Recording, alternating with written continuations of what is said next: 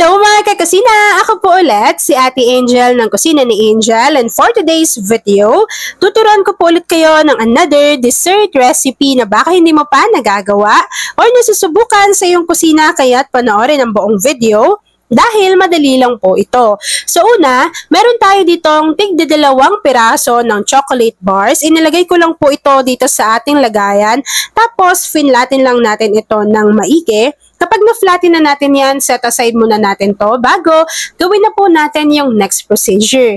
Para naman sa next procedure, sa isang kasirola, maglagay lang po tayo dito ng isang sachet or 24 grams nitong Menu Magic na black jelly and flavored. Tapos kapag nailagay na natin yan dyan, tutunawin lang po natin ito sa 3 cups of water. So make sure na natunaw ng maigi yung ating jelly powder bago isusunod na po natin dito yung isang lata or 390 grams ng condensed milk.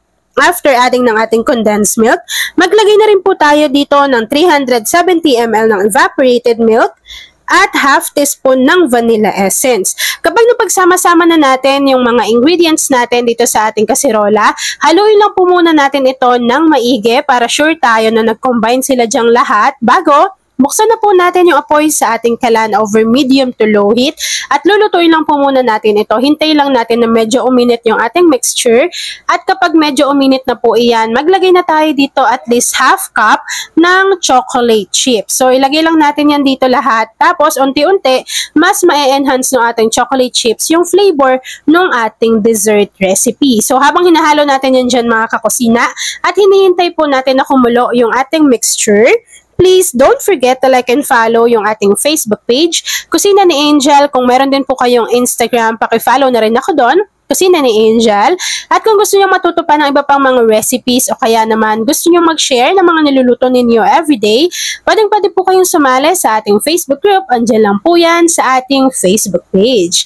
At ayan na nga mga kakusina, kapag nakita po natin na kumulo na yung ating chocolate mixture, pwede na po natin i-off yung apoy sa ating kalan at unti-unti po natin tong isasalin dito sa ating mga lagayan na meron na pong chocolate bars. So ilagay lang natin to dito lahat. Kapag nailagay na po natin to dito, kapag naisalin na natin yan dyan, pwede na po natin tong iset aside. Hintayin lang po natin tong lumamig, mag-set at mag-firm. And then after po nun, ipapakita ko na sa inyo kung ano yung natapos nating easy dessert recipe. At ayan na nga mga kakusina, lumamig na or nag-set na yung ating dessert recipe. Naglagay lang ako ng konti pa na chocolate bar sa ibabaw. Tapos, pwede na po natin tong i-enjoy. At ayan na nga mga kakusina, tapos na naman po ang ating easy chocolate jelly cake in tab. Kung nagustuhan mo yung ating video, please like and share this video. At kung hindi ka pa nakakapag-subscribe sa aking YouTube channel na Kusina ni Angel, please click subscribe button. Click mo na yung notification bell. Click all para lagi kang updated sa bawat ina-upload kong mga videos. So yun lang mga kakusina. Thanks for watching and enjoy this video. By the way, kung isa ka din sa chocolate lover, say hi Angel sa ating comment box section.